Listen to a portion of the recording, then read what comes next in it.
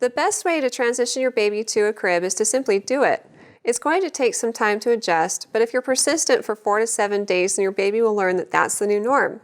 And just make sure you don't give in and start putting your baby back in the swing or another familiar sleeping area if your baby's crying and not going to sleep well in the crib.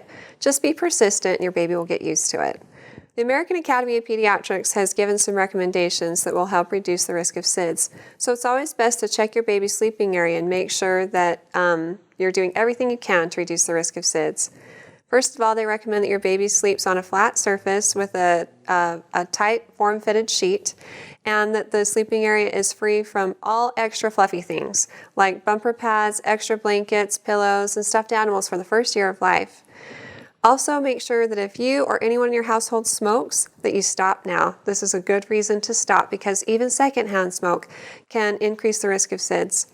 Also, make sure you put your baby to sleep on his or her back.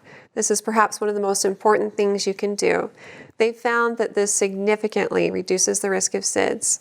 So if as your baby naturally gets older, he or she will want to roll when you put him down to sleep.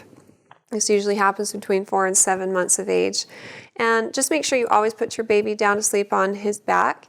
And if he finds a sleeping position like on his tummy that's more comfortable later, then there's nothing you can do about that. But always start your baby to sleep on their back. If you have any other specific questions about your baby, be sure to ask the pediatrician.